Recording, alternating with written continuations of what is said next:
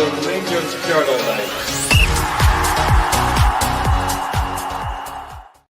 Hello and welcome everyone. Welcome back to the post-match reaction for Rangers 2-0 defeat to Hibs at Ibrox Stadium today.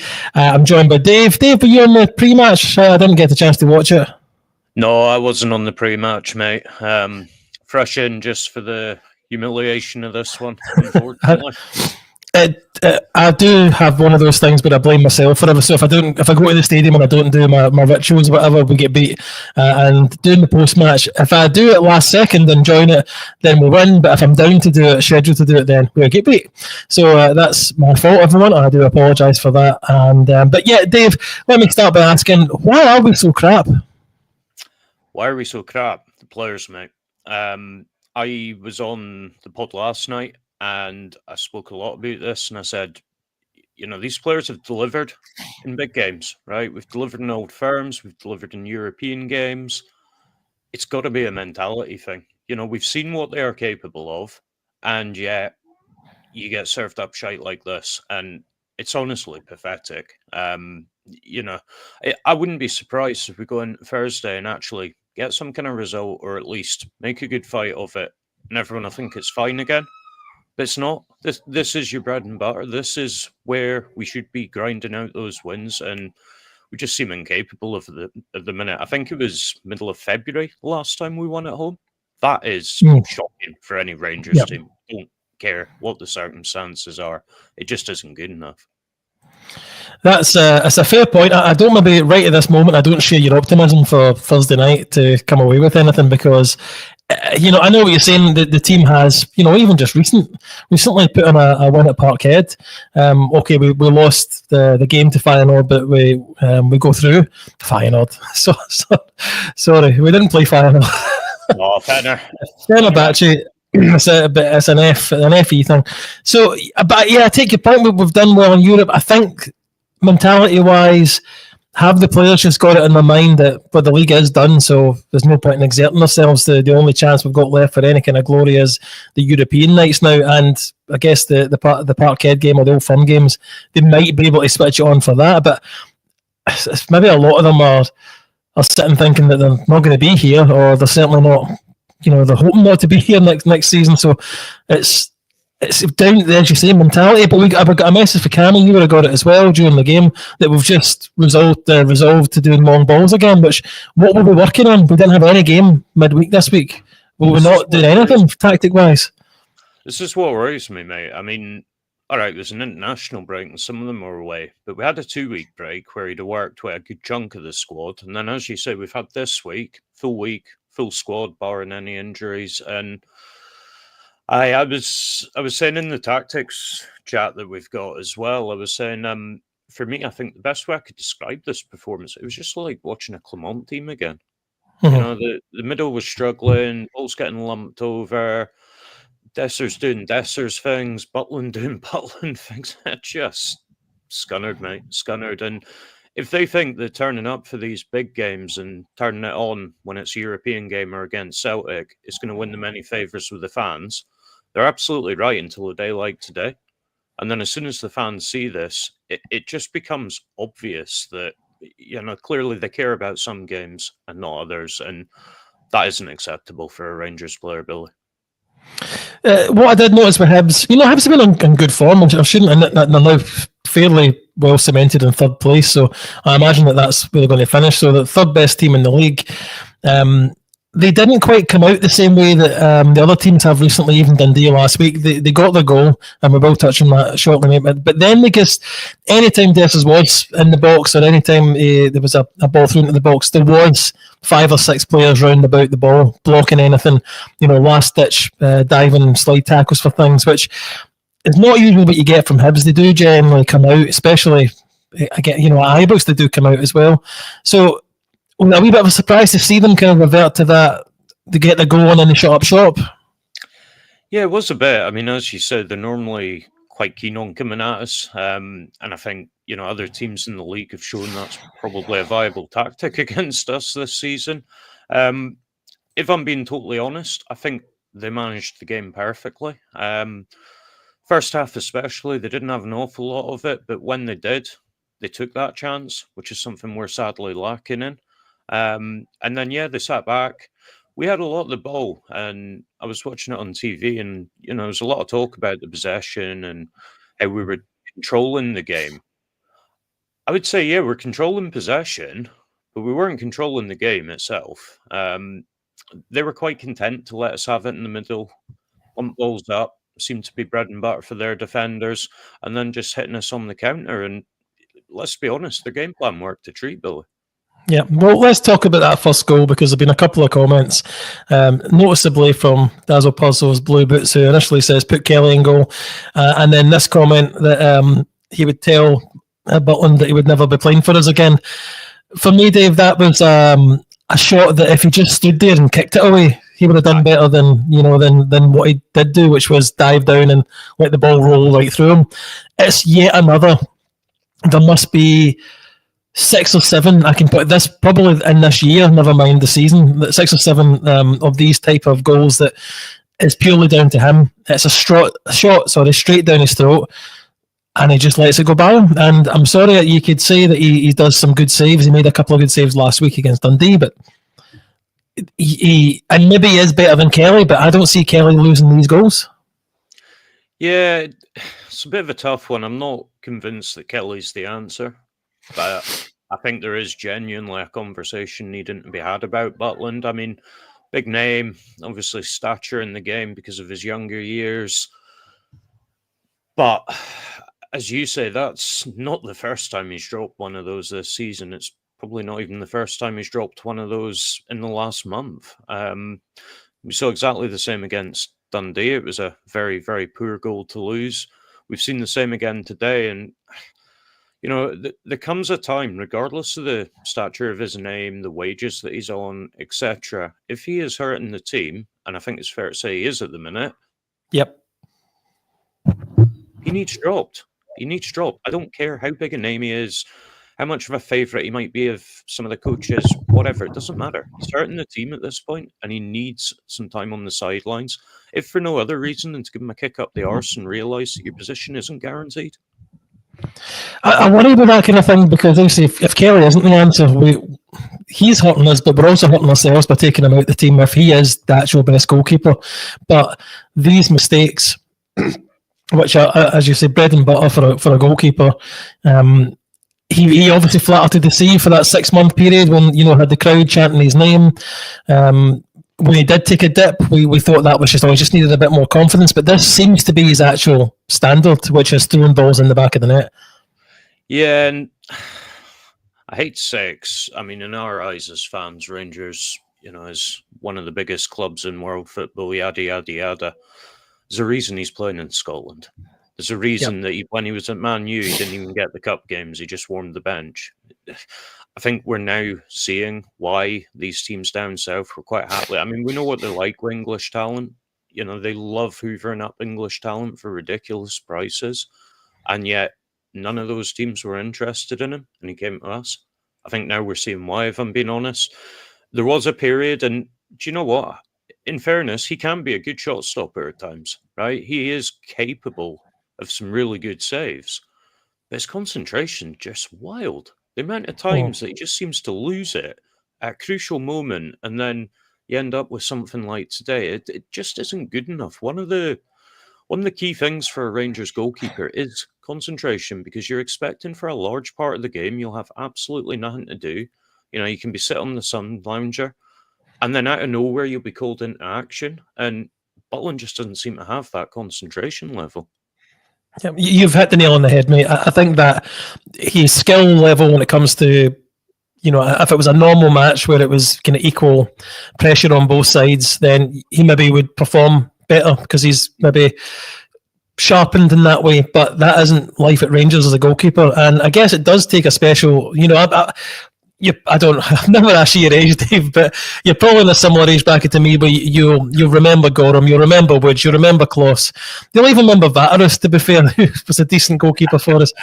And you'll remember Alan McGregor. And what they did have was concentration. Yeah. And that's what you need as a Rangers goalkeeper. And to be fair to Jack Butland, it maybe just isn't, I'm not a big FIFA player or champ manager and like that. But that is one of the things that is in the breakdown of a player is the concentration, the temperament, and things like that. And maybe he just doesn't have it, and it's not something that's going to change by his age. It's not something you can improve on. I was never great at school, concentrating on things, for long periods of time. Not everyone's great at it, so it's maybe just something with him. Unfortunately for us, though, we do need a goalkeeper that can just like that switch it on and pull out a top corner, a top of the, you know what I mean, top bag save, like McGregor did against Celtic against Lee Griffiths' shot, if you remember. And to be fair, like Butland has done, but maybe more in games that it's more action for him, and he's really struggling with the long periods out. The good thing for us, I think, there is always value in an English goalkeeper to sit and warm the bench because of the quotas and everything down there. So is it time? Would you let him go as soon as we can? I'd take what I could get, reinvest the money. I don't even think it's the fee so much. Obviously, we picked him up on a free. There would have been a signing bonus in that, but that's going to be relatively small change compared to going and buying a keeper on the market at top dollar. So for me, I would, even if it's $1 million or $2 million for some championship side, I'd take it and run, because the key for me is I reckon he's got to be on probably 40k a week. And I'm pretty damn comfortable that we can invest that money an awful lot better given the opportunity. So I'd be taking the arm off anyone that offered me half decent fee for him in the summer. Yeah, I'm not even saying that there's anybody in the league particularly that I would go for, but if you look at the goalkeeping performances against us, the keepers always seem to have worries, don't they? Carson last week had a good game despite us winning it in the end. Look at Smith today. He had a couple of decent saves. That Dessers one in the first half, right? Dessers should have done an awful lot better, but he got a hand on it and kept it out the net at the same time. And you're right, Billy. It's pretty much every week we're seeing keeper pulling off heroics in the opposite end, and we've got Butland chucking one in or giving us the fear with his kicking. Just can't go on. Yeah, that's a good point, David, because in the second half there was a couple of rollouts that either went straight to a Hibs player or went to a Rangers player under pressure. Let's move on for the goal. To be honest, we flat out to deceive in the first half. We had a lot of the ball, as you're saying.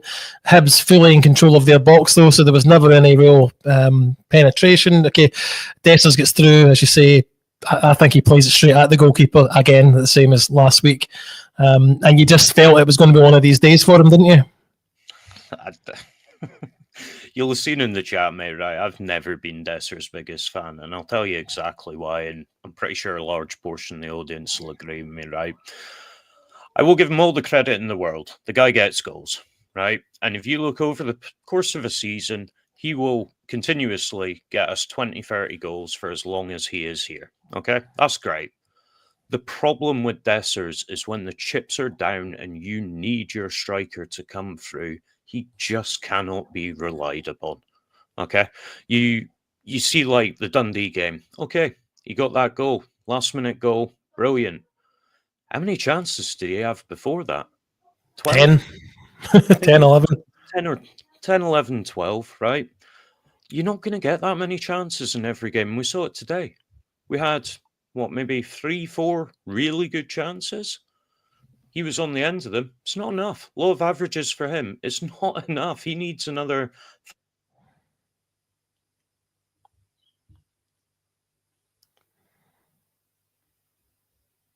Cannot continue to operate like this. Nope. It was a brief blip. We can't continue like this, Billy. If he is our number one striker next season, we're handing the league to Celtic. It's as simple as that. At this stage, into the second half, I didn't see anything really changing. In fact, Hibs go on to have a bit of pressure for 5-10 minutes as well, so it wasn't like we were putting the foot down trying to get the goal. It opened up a wee bit. We had a couple of chances, nothing spectacular, and then they go and hit us in the break with a ball straight from the heart of the defence. Suter isn't with his player, and it's obviously we initially get the reprieve that it's offside, but you've seen from the replay that there's a foot. Is it Sterling has a foot in this? Yeah, so there's a foot. So it plays him on, and again he's not marked as a Boyle, and through and goal, slides it under Butland. Dessers can't seem to do that. He puts it straight in the middle of the goalkeeper. But this is a good finish. And as I say, when I first seen the replay on Rangers TV, I'm like, I think that's going to be a goal. And then I didn't ever feel at that point in the game we were coming back, because they'd controlled all their access to the shots on goal and kept it to literally nothing. So I'll be 2-0 honest, down. we could have played another 90 and we wouldn't have scored. But how many games have we said that this season, that we've went down and you could, we're drawing and we can play another 90 and not score? Or could we play into next Saturday and not score? It's obviously a problem with this team. And Dave, there's a point in me where I just, my youngest came in and asked for something to eat, and normally I'd shoo her away and say, I'll be with you in 10-15 minutes, but I just left, because it was I wanted, I seen the fans starting to leave. I'm like, yeah, I may as well just, there's nothing is going to happen when I go through to the kitchen for 5 minutes. No, agreed. And I think that second goal is a really good comment from Sobo there. Defence sleeping as usual. That isn't the first time we've seen that goal, right? We've seen that goal multiple times. And it's a combination of whoever's in the left centre-back position and Jeff Day. Between them, right? If Jeff Day's pushing forward, that left centre-back should shuffle across a bit to cover that. The amount of times we lose players and they come in behind us is incredible from that side. And do you know what? Sometimes it is Jeff Day's fault, but equally in this case, I would argue, he was up the pitch. Your left centre back should have slid across, midfielder dropping in to provide that level of cover. It just wasn't there. It was almost like Boyle's there. What's he going to do? As if he hasn't done that hundreds of times against Rangers in the past. We know he's got pace. We know he likes driving in behind. And all right, I don't like the guy because he's a Hibs player, but we know he's capable of doing exactly what he did, just slotting it in. Why aren't we worried about that? Why isn't there something in place? As I say, as simple as just rotating the team a bit so that you've got that level of cover. Nah. Let's just let the guy that's done this hundreds of times before crack on and do it again. Ryan's saying there, Jeff Day's a nightmare. I don't think it was his fault in this particular instance, but he certainly doesn't help. He's no great at defending, and there doesn't seem to be any cohesion with his centre-back partner. There doesn't seem to be any concept of, right, I need to move and fill that. It's almost like it's the Jeff Day show, so he moves forward, right, attacking, great, but it just leaves a big wide hole. And as I said, we've seen Boyle do it before. We'll probably see him do it again if we continue to play like this. If we can just pull this comment up, why doesn't our forwards do what Boyle does? Because other teams defend properly. No, we don't have pacey wingers. We squeeze in Iggerman, who is a striker on the wing. Yeah. Oh, I've not brought that up yet, Dave, but that was infuriating. No. It was just like he's on the left and then he's on the right. Yep. He should be right next to Dessers. That's where he'll be effective. It's a striker. If you want to play Dessers and Diggerman, you need to play him as a two, not one of them playing on a wing. I think because Ruth managed to do it a wee bit in the 55 season, that this is the way forward, and it just isn't, mate. You've got Cortez. What's the deal with Cortez? Is he going to play? I mean, we're paying $4 million for this guy in the summer, and he's not even coming on. What the hell? And so I can only assume, Dave, that he's still not ready. Then why is he on the bench? Yeah. I'm not going to give. I'm not being argumentative at you. I'm just scunnered. No. And I think for me, another thing I said on the pod last night was, you will see a difference, I think, now. It's very easy when it was Phil Clement. It's a foreign coach, no allegiance to the team, right? Nobody's really got any feelings for him. He's not done a huge amount to garner that kind of patience. So the fans turned on him pretty quickly, right? Barry Ferguson's a different kettle of fish. He's a Hall of Fame player. He's a legend to most Rangers fans as a player. The fans aren't going to turn on him the same way that they did with Clement. And that leaves you with one avenue, and that's the players themselves. And I think we're seeing that today. Fans booing, fans getting up and walking out. They've had enough. This group of players needs absolutely gutted, mate. There's maybe 4 or 5 that I would actually want to keep.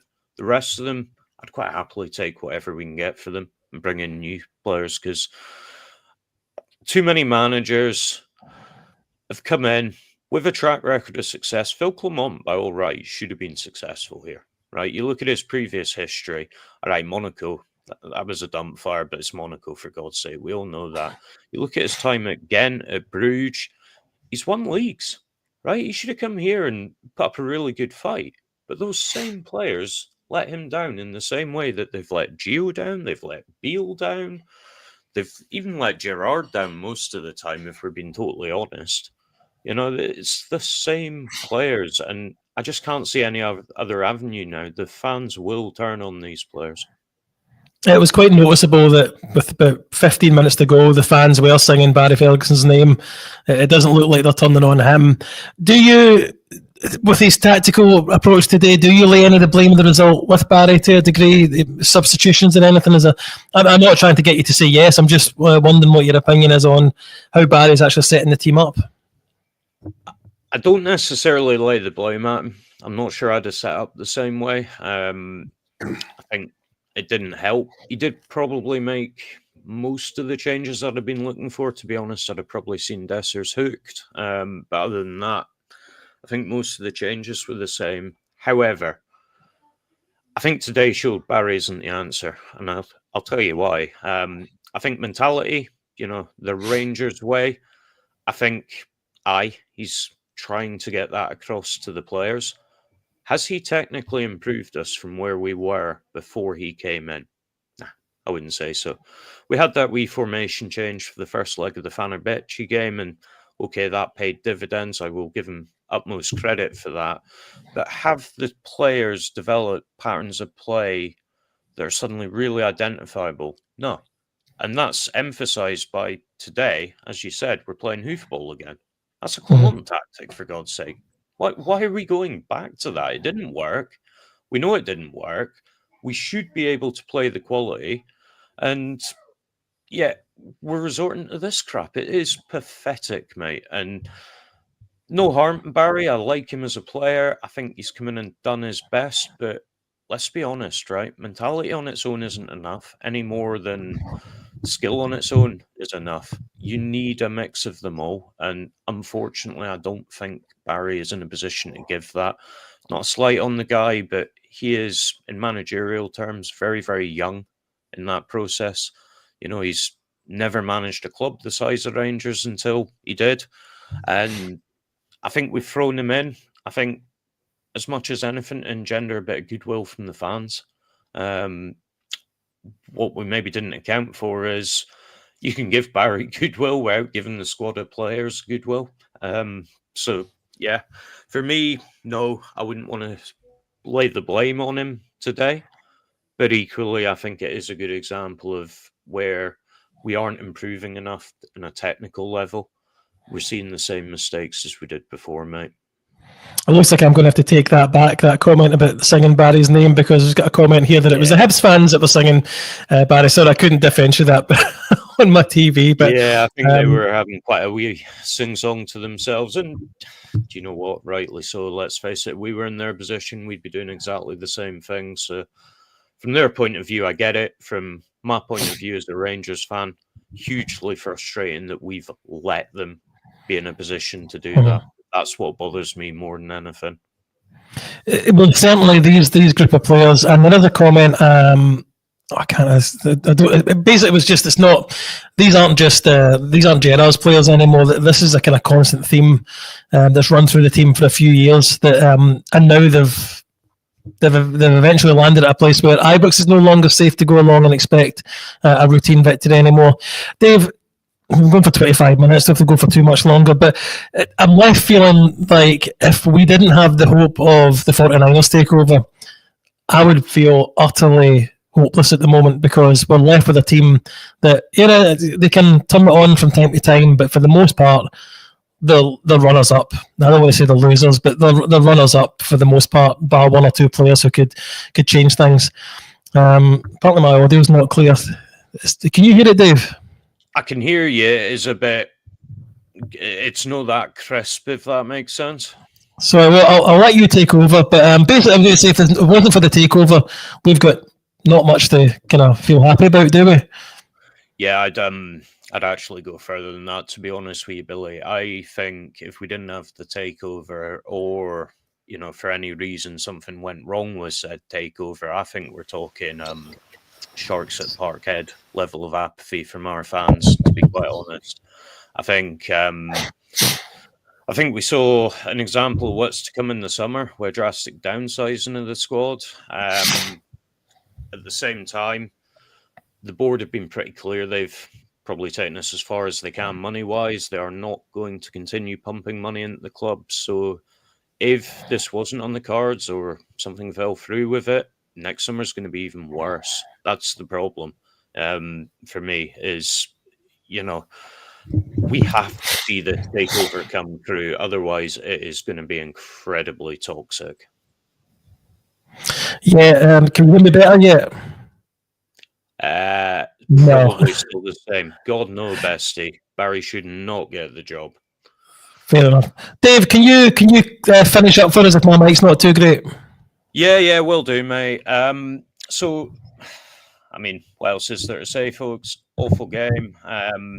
Another example of us no kind of putting in the same effort we do in what would maybe be classed as the bigger games. On to Thursday, I do think it'll be a different game. I'm not saying we will get a result, but I think we'll certainly see a much improved performance from the team so that they can kind of take the highlights in Europe as they have done this season. Other than that, thank you for listening, everyone. It is appreciated as always. If you haven't liked and subscribed to the channel already, please do so. As Scotty has just announced in the chat, and we did break this last night, Matt Miyoko, who was on with Scotty for our first interview on the 49ers and Parag Marath. Great interview. It's on the channel if you want to go and see it and you haven't already. We firmly keep your eyes peeled. This guy is really close to the 49ers. He's a journalist over there, and his whole field is the 49ers. So he is about as heavily involved with them as it comes. Well worth listening to this guy when we do get him back on, and we'll let you know when that will be as soon as possible. For now, thanks for bearing with us as we've raked the coals of another horrific performance, but at the same time, remember, every night's a Rangers Journal night.